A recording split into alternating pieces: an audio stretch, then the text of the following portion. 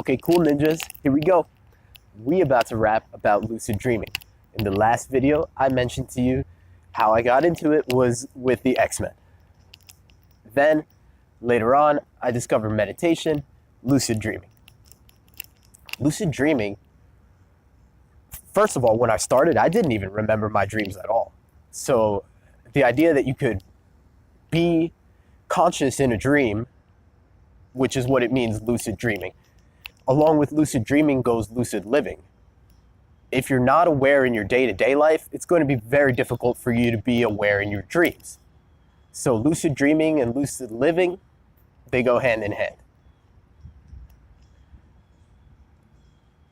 When I first discovered lucid dreaming, I had to learn how to remember my dreams.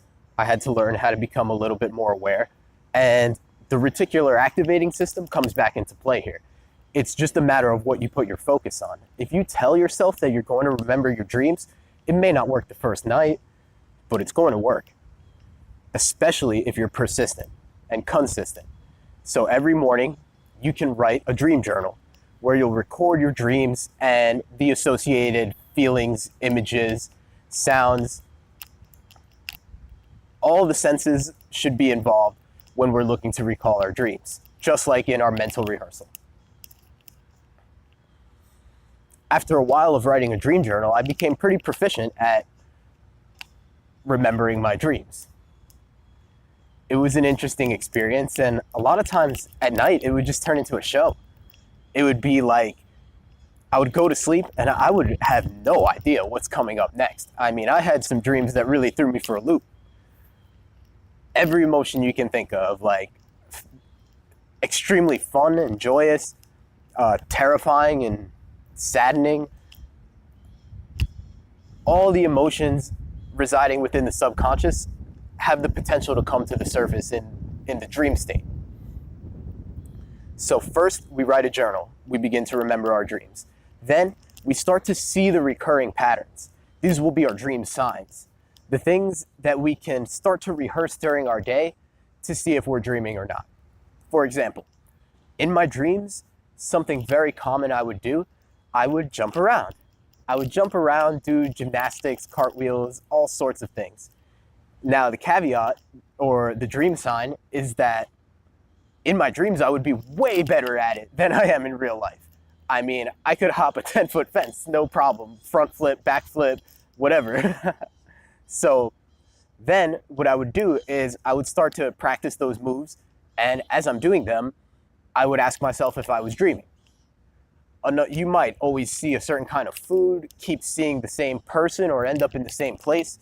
These are all dream signs that you can start to use. And then what you'll do is you'll test your state. You'll ask yourself, am I dreaming?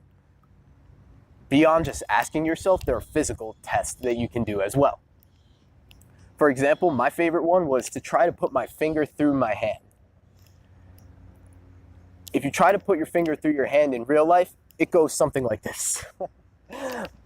But if you try to put your finger through your hand in your dream, it may very well go right through, or you may notice something different about your hands. It all goes back to awareness.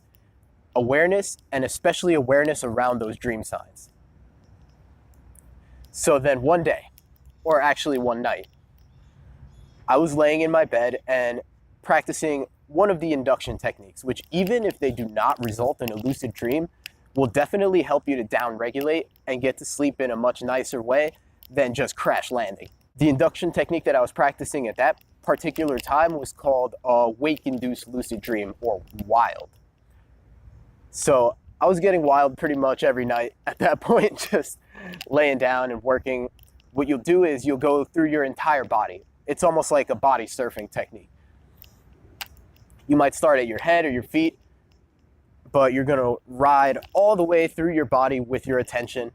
And each time that you pass a part, you're gonna try to make it a little more relaxed. A lot of times what I think of is like a light or water possibly filling up my body. And as I breathe in, it will travel up. And as I breathe out, it will stabilize.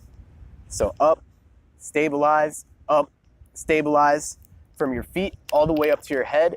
This can get you into the sleep paralysis state. And if you're in the sleep paralysis state, what they would have you do then, you may already begin to see images, in which case you can kind of just relax and go along with it. You might eventually see a landscape unfold, and then maybe even be able to jump into that landscape or find that you have a body or that you're starting to have an experience. There's also a rollout technique that you can do where once you're in sleep paralysis, you're actually gonna imagine yourself sinking down through your mattress and rolling out. I had a cool experience with that one night where I was actually able to roll out of my body, and the dream starts off with me looking at myself in my bed. The first time that I was able to lucid dream, it was after a lot of wilding. And I would also practice this other technique called mild. Wake-induced lucid dream, mnemonic-induced lucid dream. So what you do with that one is you're going to wake up out of a dream. You're going to wake up out of a dream and then go back to bed, relax your body, and start to replay the dream in your own head. Again, involving all of your senses. As you go through this, you may find yourself in the very same dream, and as you replay the dream, you can add in your own lucidity. So along with all the sights and feelings goes the feeling that you know that you're dreaming. So I was wandering through the desert, and there's pyramids and sand, and I thought, oh, I'm in Egypt. To which, how did I get here? It doesn't make sense that I would be here or that I could get here this quickly. So maybe I'm dreaming. And I put my hand through my finger, I put my finger through my hand. And when I saw it go through, I was like, holy shit, I must actually be dreaming. This is crazy. So I was really, really excited that I had finally done it. And then I just wanted to fly. So I take off straight into a starry sky. And I mean, I can feel the wind on me. I can feel the speed of my flight. I fly all the way up into the sky into just pure blackness. I come out on top of my house having already lost my lucidity. So you can get it and lose it very quickly. As soon as I came back, I had no idea that I was dreaming anymore, and I just went through doing random things in my house. Might have brushed my teeth. It's a really interesting experience, and it has a lot of potential to be used for examining the subconscious mind, examining the nature of reality and altered states of consciousness, as well as for mental rehearsal and different kinds of learning. So I would definitely encourage you all to get involved in lucid dreaming. Give it a go. Just start with the dream journal, pick out your dream signs, and then you can practice the mild technique where you'll just read your dream journal, go pick one dream that maybe you liked, and then before you go to sleep, relax your body and replay that dream. Or you can look to do the wild technique where you're just going to relax your body in bed and then look to maintain your awareness as you drop through sleep paralysis into that state. The other thing that we can do here with as we're down regulating into the lucid dreaming state is we can look at our own lives from almost an outside perspective. When our body is totally relaxed, as it will be in those states, the stress response doesn't have the same power over us that it does in other states.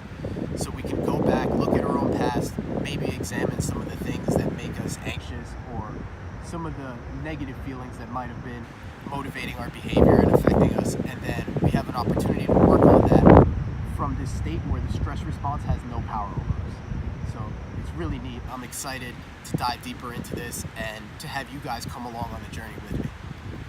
Let's do it together. It'll be a lot of fun. Again, thank you so much for your inputs, for your comments, for your questions. Thank you to the guy who asked me to do a lucid dreaming video. Powerful. Thank you very much, brother. That's it, guys. Please be on the lookout for my ebook, How Culture Screwed Your Health. It's a little bit tongue-in-cheek title, but just like with the sleep thing, there's other dimensions where we got kind of swindled without really noticing it. Like, for example, with our food. If we had really noticed the implications of creating the kind of processed foods that we have, may never have happened in the first place. We give away our power when we say, it's not important for me to know, I'll just do what everyone else does.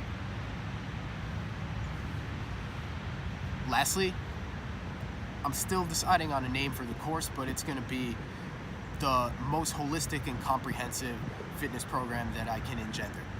It's going to be based off of all of the topics that we've covered and more. And it's going to be designed so that our fitness is no longer going to be a struggle, no longer going to be a battle. Even our own mentality and mind state, we have to stop fighting against ourselves. The only way out is in. The only way out of the fight is into the mind. Our mind and our body are going to work together.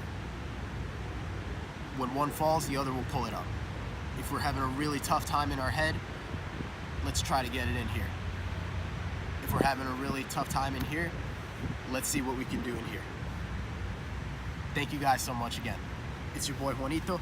I'm out of here. Peace.